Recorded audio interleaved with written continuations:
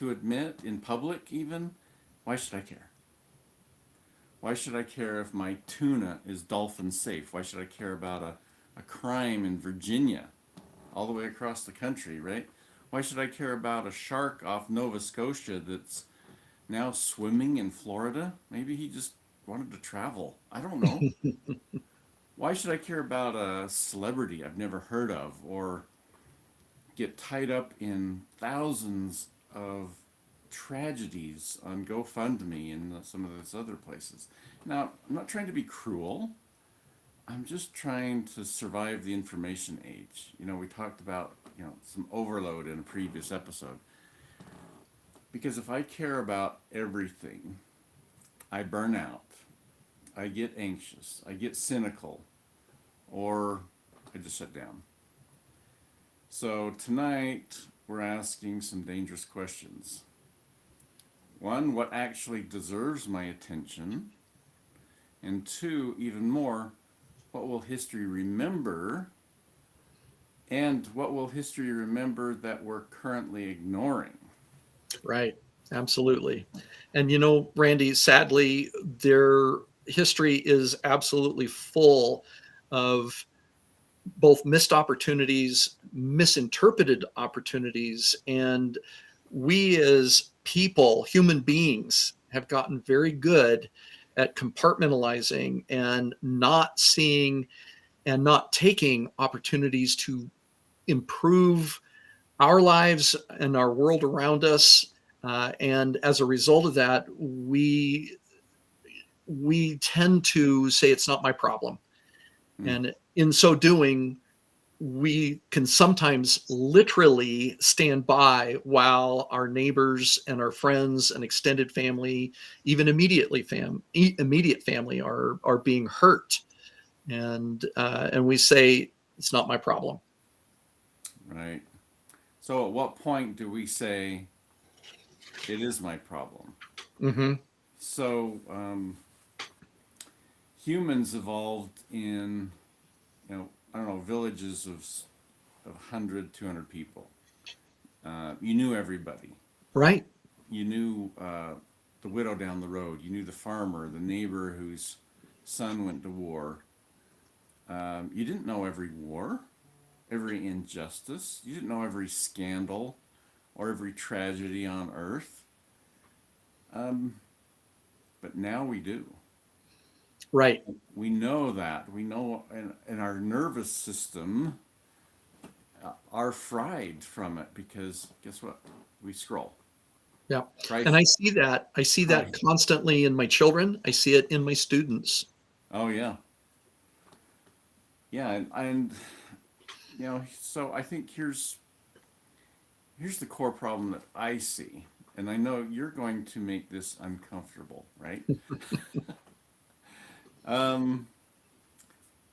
But sometimes we mistake exposure for responsibility. Mm-hmm.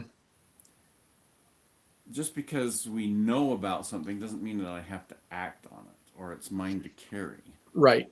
Right. Yeah. Historically speaking, we could certainly dive into things like, well, how long have we been dealing with information overload? For example, did the citizens of Rome or even earlier feel overwhelmed by empire-wide news? They didn't have the internet. How could they be overwhelmed? No, they didn't. And yet, for an empire, they were exceptionally well plugged in to a lot of what was happening throughout the empire. And then that brings up the question is historically, how do you filter what matters? And so those are definitely some things that we need to be talking about. So let me jump in if you don't mind. Really, and Randy, you're 100% right when you say that for millennia, people existed in clans and tribes and tiny villages, and even when we talk about kingdoms of 4,000 years ago or 10,000 years ago, we're really talking about almost like city states. where every town had a king. And that was the common thing. And so everybody was used to having some information. And what happens is that immediately as cities begin to expand and you start to see not just empires, but kingdoms begin to grow, right? So we're talking about Egypt, we're talking about Greece, Alexandria, Rome. And from there, we're actually talking about places like eventually London, Paris, St. Petersburg, New York City, Washington, D.C., right? As all of these hamlets start to grow, then there is this idea that, well, I don't know everything that's going on, and therefore, in some ways, I don't care. If it's not something that's affecting me directly, then it's not anything that I need to worry about. Interestingly enough, there's actually a reference in Ecclesiastes chapter 12, verse 12, revealing the writer's comment of making books, there is no end. In the first century AD, Seneca the elder commented that the abundance of books is distraction. Isn't that interesting, right? Oh, wow.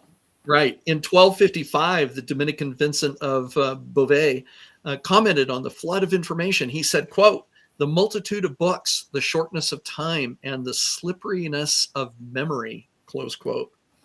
You know, he's talking about there's just too much to know. There's way too much information to try to sift through. And then what does it matter, right? The shortness of memory. Yeah. So it's kind of interesting. You know, we look at what we're dealing with now and what we're experiencing in terms of information overload, or what was one of the words that, you know, it's just obviously we're inundated, right? We feel like we're drowning with information. And while that may not be new per se, it's certainly the volume of what we're experiencing that is overwhelming, or at least it continues to build at a phenomenal rate with a volume intensity that's turned way, way up. And in the past, Randy, there were ways to escape the noise and the visual demand to see everything right now, immediately all around us, right? Mm-hmm. And those places were called home, or take a vacation, or take a nap. And, you know, it's like, did you ever wonder why your mother took extra long time in the bathroom? It was because she was trying to escape the constant demands of multiple children who were saying, feed me, or clean me, or just listen to me, right? Yep. Yep. Yep. So the truth is that right now, with the pervasive, ubiquitous technology that we are immersed in, there is no respite. And that's causing a lot of mental anxiety. It's causing a lot of fragility and a lot of reactions emotionally. So this is where we start talking about, you know, people that feel they're completely out of control all the time, depression. And it just feeds on itself.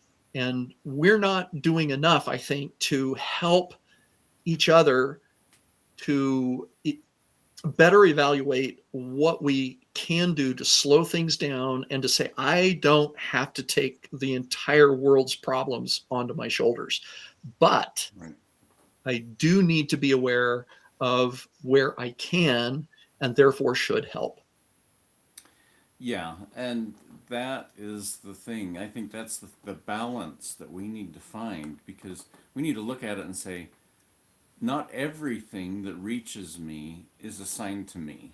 Right. Right? The crime in Virginia, does it have impact on me? Is it was it a Utah or a political figure from Washington that is connected to Utah? Then it might have some connection to me. Yeah, and that doesn't mean that we don't care. It just means that there's really not a whole lot that I can, and therefore maybe I don't need to accept a responsibility that I should do something other than it should impact our heart, right? Right. right. I think we need to be concerned, Yeah, there you go. but not overcome by it. And Right. I'm an emotional person. I connect with news, with stories and things, and I absorb it. And I have to be very careful what I absorb on the news because Hmm. I personally embrace all of the tragedies that I see. So I'm trying, and this topic has hit me. And in the last few days, I've researched it, and I've come up with uh, four things that I'm going to try to do. Okay, I'm going to Okay. look at a piece of news or information and say, does this directly affect my safety, my family, my livelihood, or my freedom? Hmm. How does it affect me and my family, my close family? Right. Okay. Second, do I have influence or stewardship in that situation? Okay. Valid question. Yeah, if it's in my job, my company that I work in, and there's some sort of news, or it may not be, personally related. Maybe it's a death of a coworker's spouse, or something that you can see greatly affects it. Then I have some stewardship there to that person. Third, will understanding this make a change in a decision that I must make? Okay. Okay. Do I look at that piece of information and say, I need to make a decision about that? Or is it just a tragedy that I can't do anything about? I mean, I remember reading about the year that my father was born, 1931. Okay. And I remember thinking, oh, yeah, it's going to be just peachy keen all the time. It's between wars. Yeah, it's kind of depression era, but you know what? There wasn't a lot of turmoil. Oh boy, was I wrong. Mm. 1931 had earthquakes and horrible weather and a tsunami, and the list goes on. But I realized that living in little southern Idaho, my grandparents didn't have to worry about the horrible weather in Europe and the Mm. tsunami in the Mm. Middle East or the Far East. So it's the information age that has brought us very close. And so I have to be able to say yes or no to those things. Oh, the fourth one is this shaping the culture that my children and grandchildren will inherit? I mean, Oh, that's an excellent question. am I going to pass this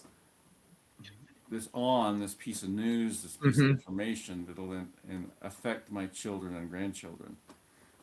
So if the answer is no to all four, why am I emotionally investing in it? Yeah, I think that that's valid. I really do. I think historically, we hindsight is always 2020, right? We understand that. Yeah. Um, and so it's not so much that when we look backwards and we see everything that was going on and we say, "Oh, that was terrible," and we feel terrible about it. It's that's I guess in some ways that shows that we have compassion for those who came before us. Okay, Hmm. um, but I think that um, that by looking at the past and seeing where those contemporary citizens may have misjudged an event or an environment of something that was changing and or ignored it, right, that we can learn from those past mistakes and we don't have to Hmm. repeat those past mistakes. um, so an example of that, if you will, is when we think about minor events that most people had no idea that they were happening until maybe decades, centuries later, and then they could see the impact of it. I mean, we could point to something like the invention of the printing press in 1440. That was something that was such a minor thing. One guy, Johannes Gutenberg, right, Mm-hmm. that creates the movable type printing press in German. And then what it does from there is begin to make information, including the Bible, but that wasn't the only thing that he printed. It started to make it available to the masses. Now, I've mentioned before on this program that most people in Europe, including in Germany at the time, were illiterate. They didn't know how to read and write. Yeah. But the invention of the printing press begins to change that. And as more material becomes available to be read, more people wanted to read.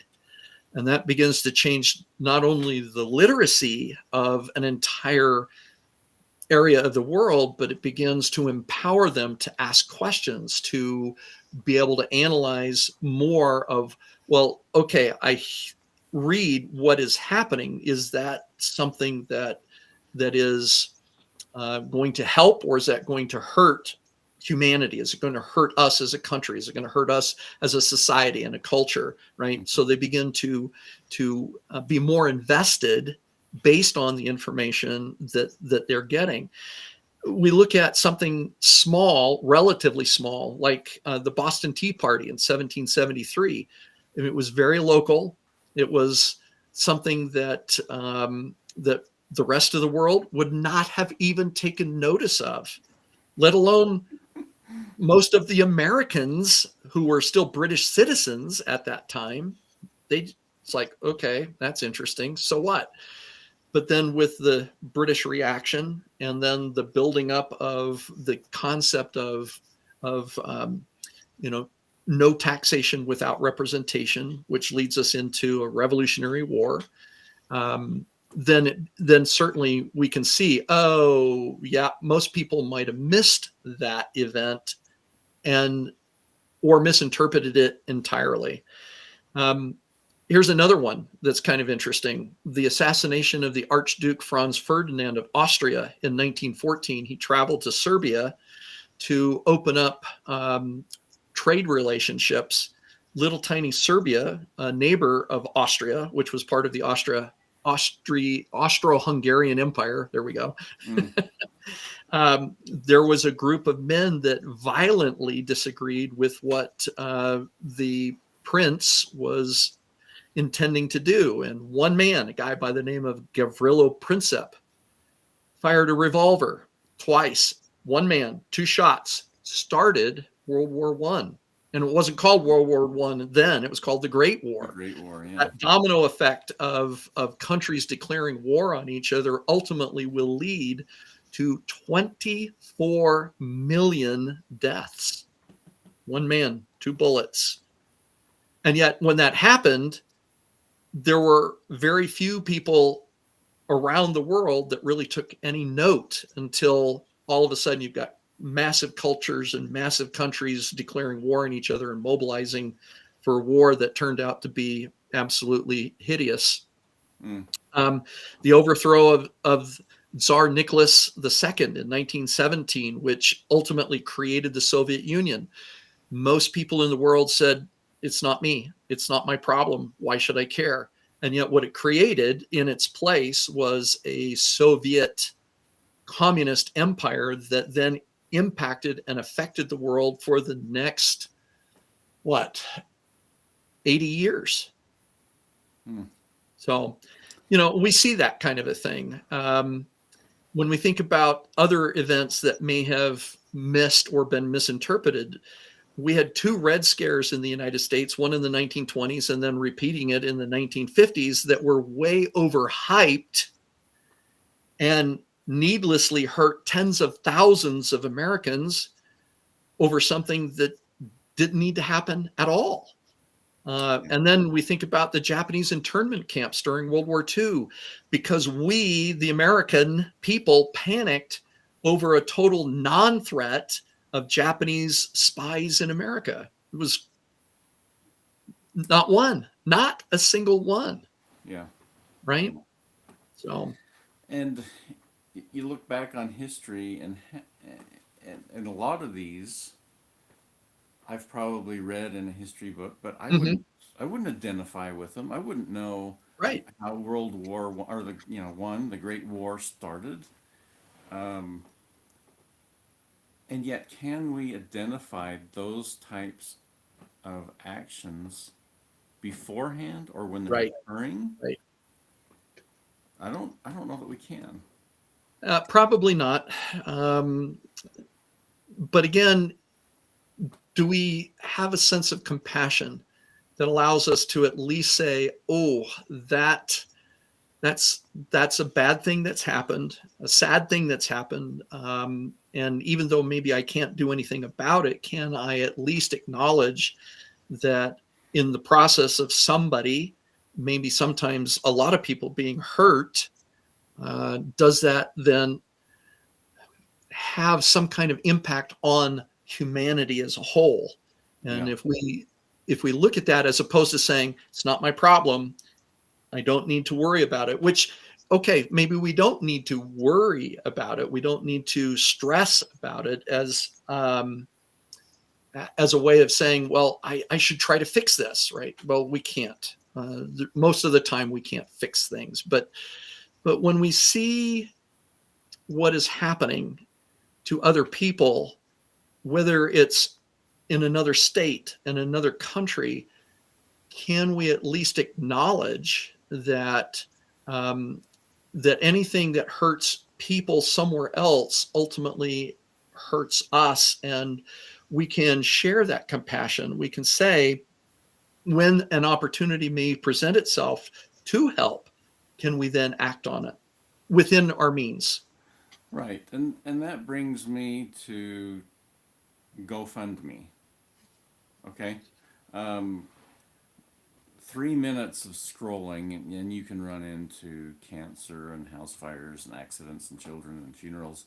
And then you've got somebody just wanting help paying the rent. So it's things that just are all over the board. And I have to stay away from it because I get emotionally involved, and I could spend my whole monthly income Mm. on helping because it's that kind of feeling that I have. So and and I guess to frame this, I wanted to use an example. About 15 years ago, I was manager of a company, and I had to fire an employee that was underperforming. Um, he'd have several, 3 or 4 or 5 or 6 meetings with me on how to improve performance. He's not measuring up. He's coming in late. And to make matters worse, he was a senior citizen. He was 65. Mm. And so he thought he was in a protected class. Mm. But in Utah, the the rules are very strict about notifying the employee of misconduct. Well, during the exit time, he kept saying, "Well, I can't pay my rent. How am I going to live? I can't do this. If I don't have this income." I said, "You should have thought of that months ago." And I felt like at first I was being really cold and hard, saying, "You know what? Yeah, it doesn't matter to me. You're gone." But after a while, I thought, I was protecting the company in the long run by improving it, by not having that Mm. example of low performance or um, just doing things wrong. But you take that plus the GoFundMe, and you have millions of issues like that. We're exposed to global suffering at full scale, and that's not natural, as we've talked about. Um, Compassion is finite. I can only be so compassionate. I can only influence. And so if I try to emotionally absorb all the suffering, then I'm no good to anybody. So here's the hard truth: the focused compassion is not cruelty. It's sustainability.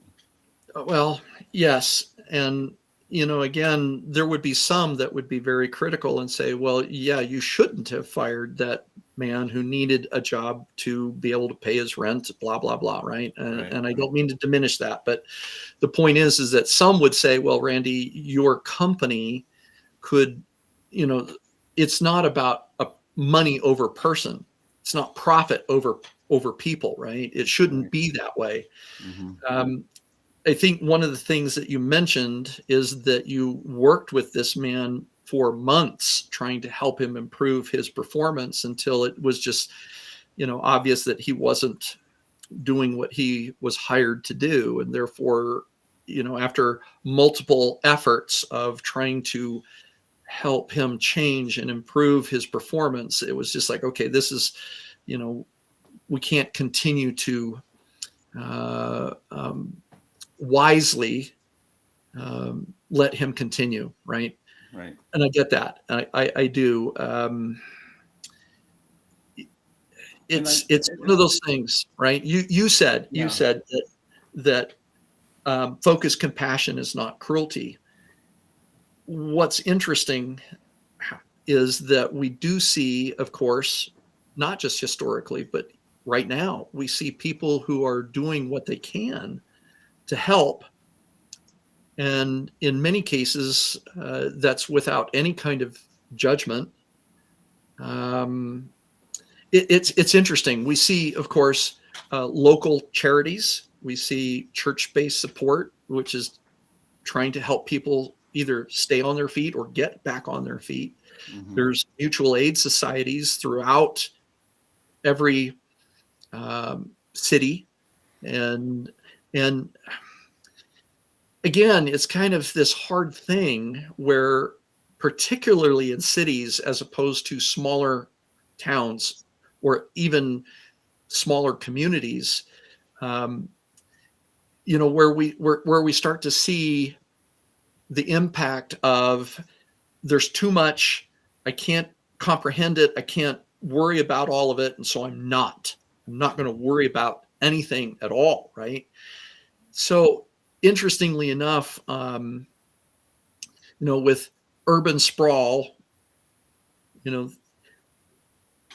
the dynamics of caring for people and caring about people definitely changed as the scales got more and more complex. Except in maybe extraordinary situations, which were almost always created by people doing extraordinary things, making extraordinary effort. One example of that would be Jane Addams, who created the Hull House for Women in Chicago in 1889 to get women some kind of protection from being abused. And she didn't care about their racial background. She didn't care about their social background. All she cared about was if there was somebody being physically abused, she would offer them a place of safety, and then eventually a place where they could move on, as in, like, you're stable, you're now in a place where you can make decisions for yourself and move on for your own success. And she did that with money from many wealthy donors, which she went and solicited. And those donors then obviously said, this is something that I can help with. I am willing to donate of what I have earned to facilitate this very important social benefit. Yeah. Yeah. So I think that, in summary of this part anyway, you're allowed to care deeply about fewer things. But I think the important thing is that we do care deeply about something. If we're not caring about something, then I think that we lose our humanity. We lose our ability to be helpful and someone that's contributing to society. And if we overcare, then we spread ourselves too thin, and we can't do enough. So, focused. You're allowed to focus and care deeply about fewer things. Okay. So I'm going to lighten the mood a little bit. All right. And then I'll probably darken it. So apologies in advance. So I was walking through the store a few years ago and doing our weekly shopping or whatever, and I come across this can of tuna that says Dolphin Safe. I Mm. thought, Dolphin Safe? What does that even mean?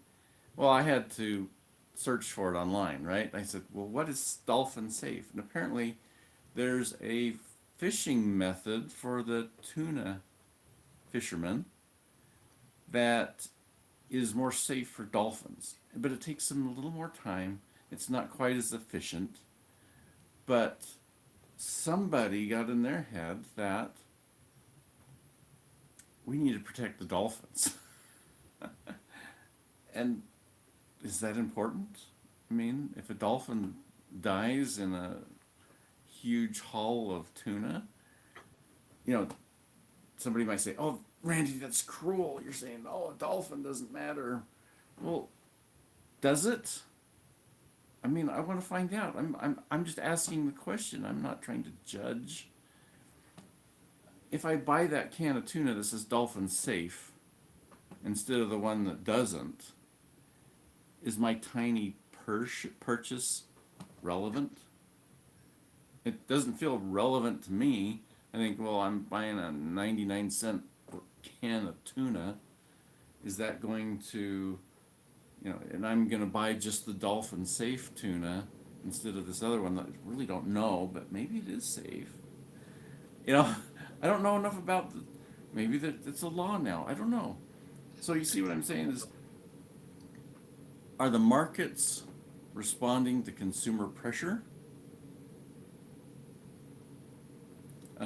If we zoom out even further, I talked about earlier a shark in the Florida waters. Does that matter to me? Probably not, but it could be something greater like, well, climate patterns might be shifting, and so this shark that normally hangs out in Nova Scotia decided to take a vacation in Florida because it's warmer. It's better. The ocean is changing, and so his migration is going to change. So now we're talking about long-term systems, Mm-hmm. and we're also talking about sharks instead of dolphins and tuna. But I don't know. That's kind of a Well, and the, things like that get to be very complex very quickly. And some might say it doesn't matter. You should always buy the Dolphin Safe tuna, right? Um, but then if you were really studying the issue, you might look at, well, how many dolphins are actually saved through the process, or have we cut back on the amount of dolphins who are actually killed in the tuna harvesting process? Are they endangered, or is there a problem with tuna harvesting? And then at some point you'd have to ask, well, is this actually just a marketing ploy? And really, there is no difference between Dolphin Safe can of tuna and the regular can of tuna because they're packed at the same place, right? right. I mean, all of these things could come into effect, but sometimes what happens, Randy, is that by not knowing, we we come across as not caring. And again, we could get caught up. We could certainly be swept into a maelstrom of trying to care about everything, and then, like you've said, we end up wrecked ourselves. And yet, at the same time, are there things that maybe we can do one can at a time? An example of that is that right now the number one seafood in America is actually shrimp. Shrimp has become such an enormous industry that throughout Southeast Asia, shrimping companies are impressing Southeast Asian men into we call them chain gangs if they were working on a road someplace, but they're basically being tricked into a slavery type scenario where if they don't perform, either they're going to be harmed or their families back home are going to be harmed. And so it's been estimated that perhaps as much as 10% of the shrimp that comes to the American market is actually pulled out of the water, in essence, by people who are enslaved. Should we care? Hmm. I think the answer to that is yes. And what we need to do is we can make a decision that we're going to try to buy product that we know comes from a sustainable resource. Um, and in some cases, we may not even be able to do that. We may not know, okay, is the shrimp at Walmart, the shrimp at Smith's, shrimp anywhere else that's being sold, is it in fact being provided by corporations that have integrity? And there may not be any way at all to know. But yet, if we know and we can do something about it, then maybe the again just one shrimp purchase at a time, magnified by thousands and then tens of thousands and ultimately millions of people, can make a difference. Right. Yeah, and I guess um, I get to the point I'm feeling overloaded with my choices going to the store. Yeah, yeah. And Dolphin it's Safe. easier to just kind of ignore it, right? Right. Are my shoes I buy going to be made by children in Middle East or Far Right. East, right? Mm-hmm, mm-hmm. Or now I'm going to worry about my shrimp. I just bought shrimp.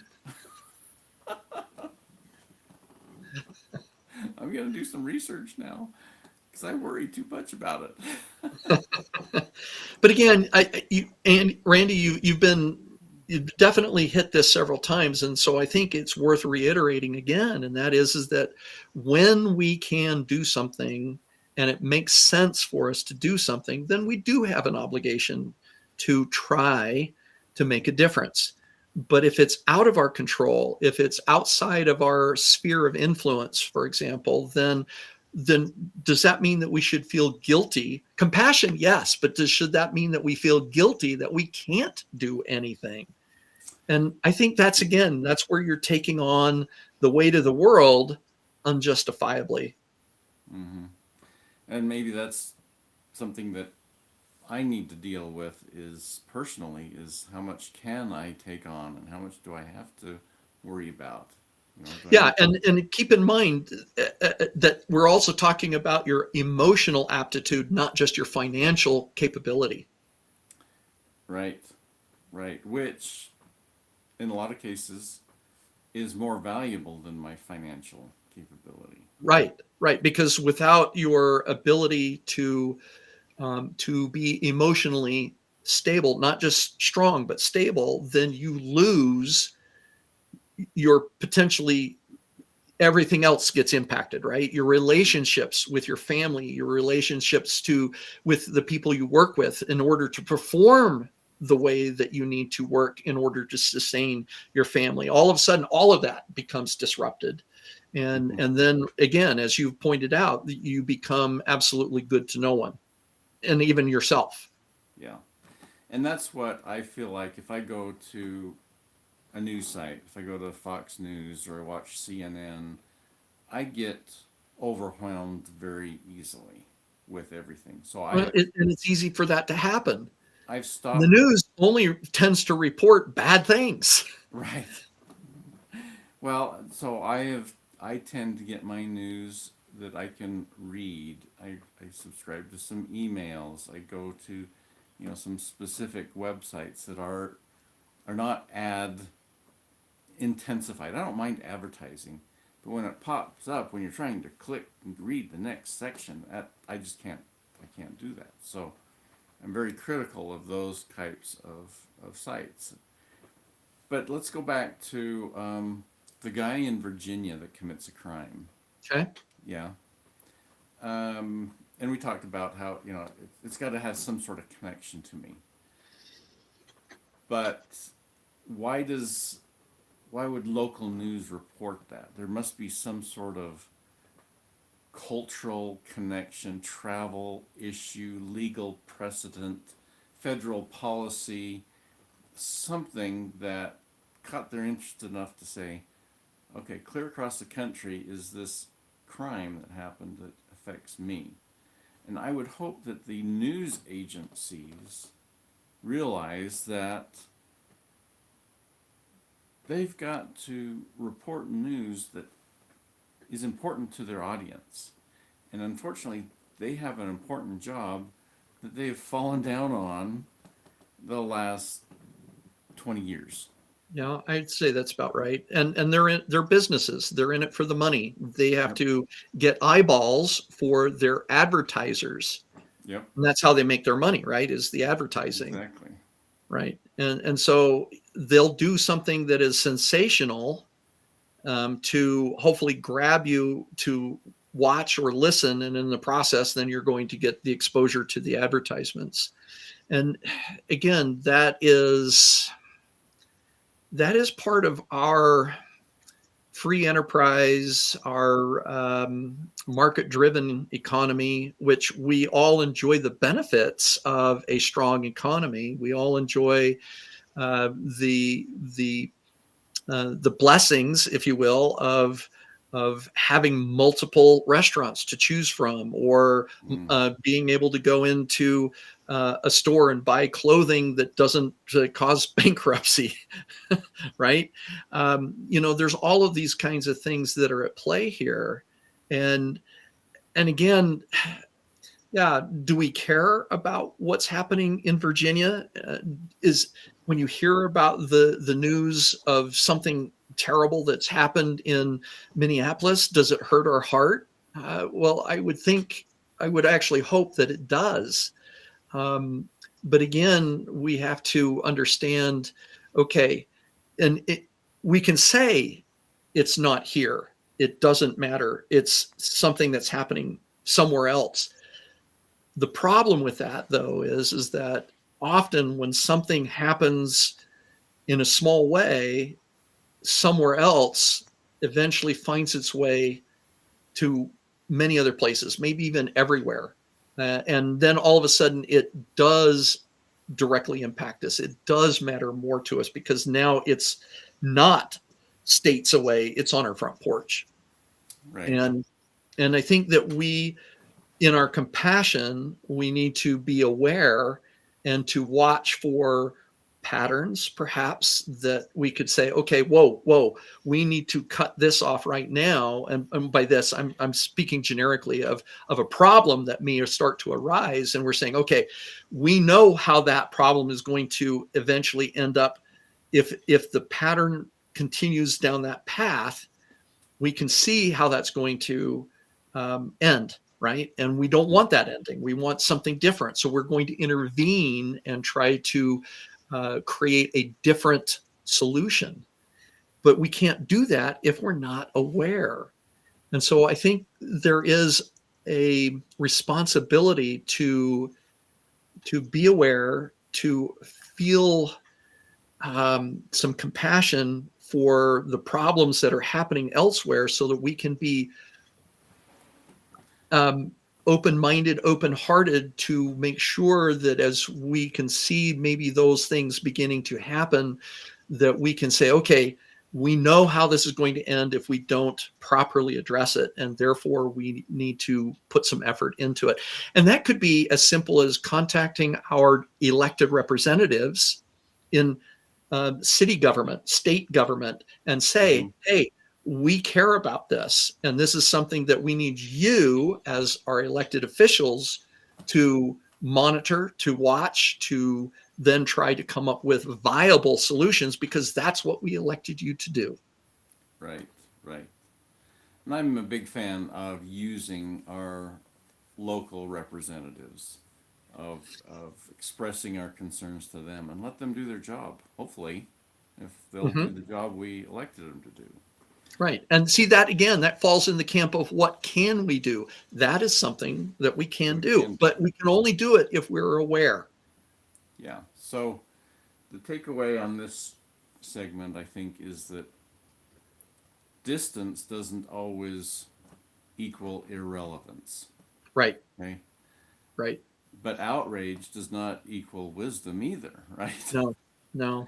So, you've got to have a balance of, what's wise to consider and what's irrelevant, or what action can I take? And I talked about this a little bit earlier, and we have concentric circles of influence, right? We have myself, my family, neighborhood, city, country, or county, state, country, world, Right. universe, Hmm. galaxy, Yeah. Okay. our fictional influence. But so maybe responsibility works like gravity. Our our responsibility is at the center of me, my family, my neighborhood. And then I have a little bit less, but not much, just a little bit less responsibility to take care of my city, my county, my state, and then country. The closer to the circle, the heavier the responsibility. The farther the circle, the more selective the Yeah, that's engagement. a good way of looking at it. So, what does history reward the individual for that kind of heavier responsibility? Is Yeah, there it's, a reward? yeah, it's such an interesting question. When we think about what history takes note of, so often history is aware of uh, success. And when we say success, that obviously we're talking about political success. We're talking about sports stars, movie stars, uh, wealthy people, right? Beautiful people, people that our culture generally takes note of, but we don't tend to know about the average person doing average things, even when they're actually not average. I mean, for example, one person who takes the time to invest in a friend who is struggling, a teacher who takes the time to invest extra time and care into a student who is struggling, and ultimately, maybe years later, decades later, finds out that that student or that person was actually thinking of taking their life and changed their mind because of that time, that care. And Mm-hmm. you say, well, it's one person, but every person and the life they lead and the lives they impact then become significant successes, but that will never be noted in history. It's not Mm-hmm. something that we are uh, um, I don't know, driven to take note of. And a lot of that again comes down to what our news sources are looking for, and that doesn't mean that news sources never report on somebody doing something awesome, Right. because they certainly do. But They again, do. it tends to be driven by success that is visible, that is notable. And so most stories of care and concern never get reported. Perhaps they're known only but to God. Mm-hmm. Um, and I shouldn't say only. I mean, He does know all things. Right. But I think that within that construct, this is why it's so important for us to know our neighbors, to be our brother's keeper, to um, it's not like we're trying to invade privacy. We're just simply trying to be aware, not nosy, not to be a nosy neighbor, but Right. to say, hey, if you are struggling, perhaps there's something that I can do. Maybe I can help. Great example of that would be, we were in our first home. We knew that we needed some electrical work to be done in an unfinished basement. And I actually thought that all the wires down there, which were exposed, were dead. Found out the hard way that they were live. But it was not something that I could handle. And it wasn't something that I could actually hire an electrician for. But as it turned out, between my father-in-law, and a brother-in-law who had done home wiring.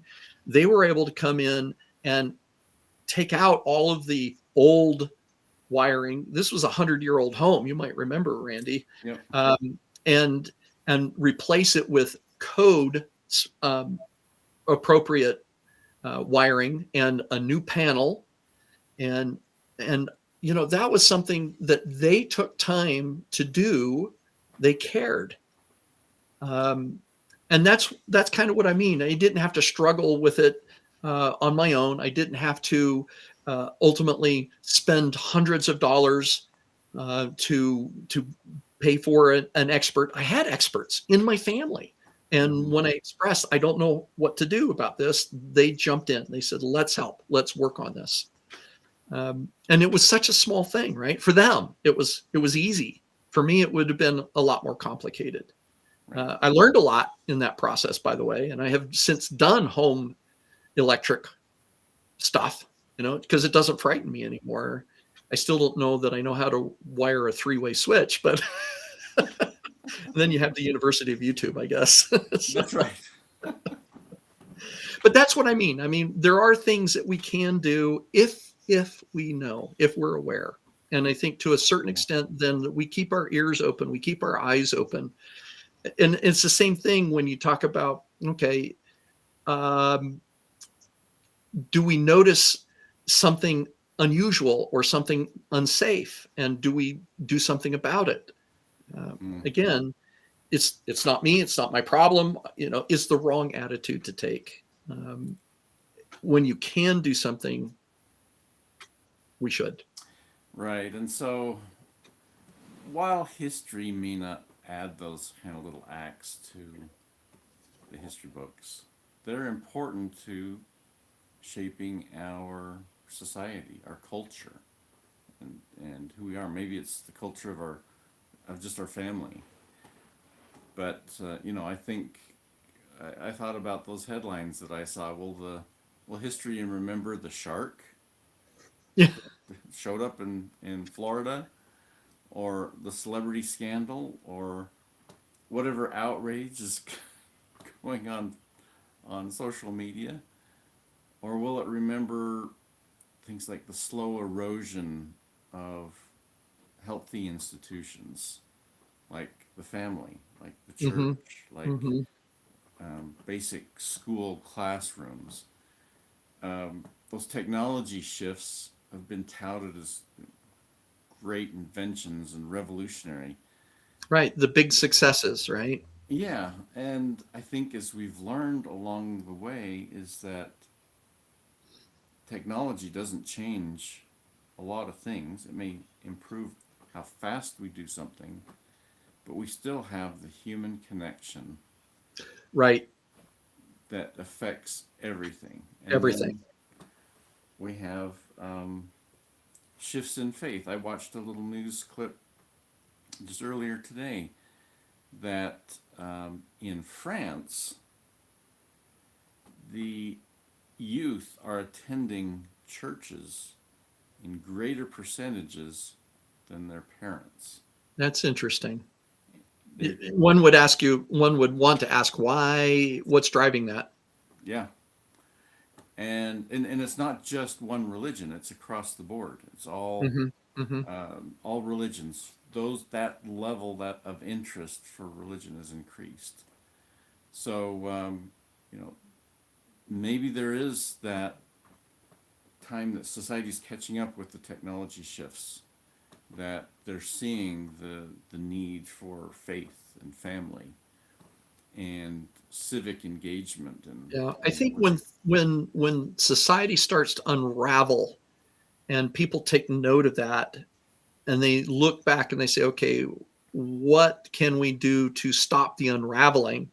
And in some cases, they are looking back, right? And they're noting the value of the family. They're noting the value of religion. And I should point out, when we talk about religion, I should point out true religion, which does not is not prejudice, is not aggressive, as in like I think true religion is inclusive, not exclusive. Mm. And I think Hmm. that sometimes we blame religion for a lot of problems, and in some cases it's justified. But that doesn't mean that that was true religion. It's not the way that functional and appropriate religion would work. Um, but again, you have to take note of that, right? You have to analyze, okay, what did past generations have that maybe we don't have right now? And when you start to see, well, there were different family dynamics, or there were different um, uh, community dynamics and cultural dynamics, and let's see if we can re-engage those, right? And that's what Hmm. apparently we're seeing there with the youth in France, is that they're making the connection and seeing the value of what past values were, and then trying to re-enthrone those. And maybe that'll spill out of France and go around the world eventually, and who Right. knows. We you can know hope. Yeah. yeah, we can hope. Yeah. So what are you telling your students to pay attention to in 2026? What do you think's they're going to experience that's going to hit the history books of 2056?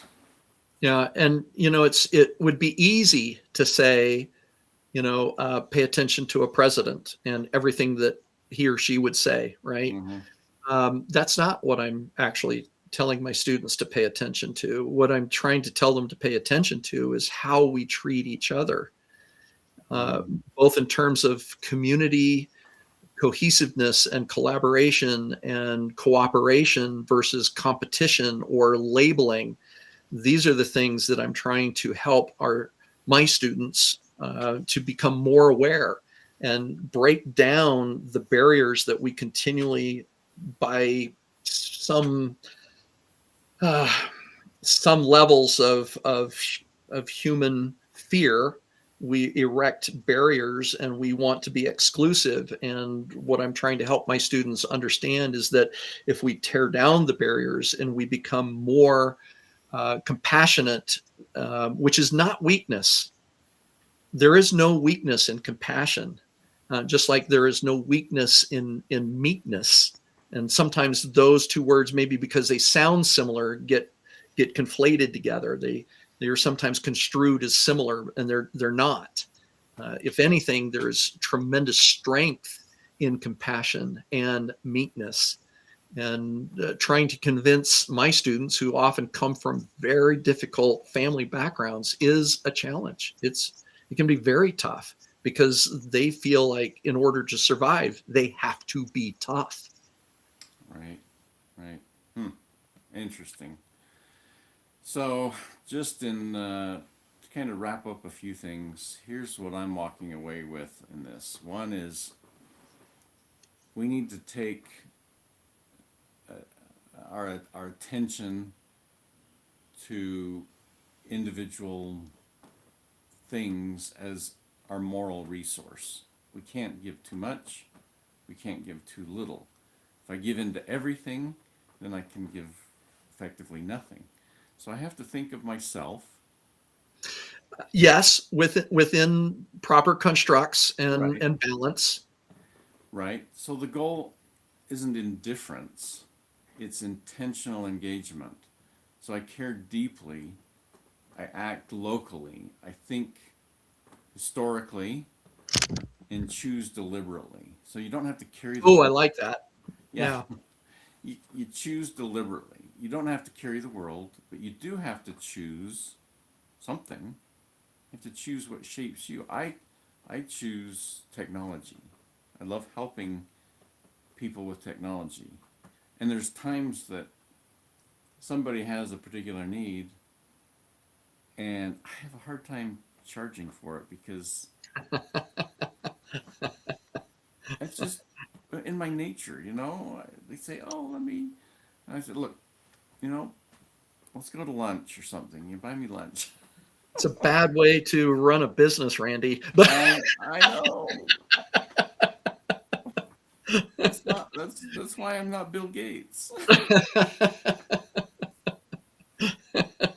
and therefore you're buried in history and you're never going to be known. That's right.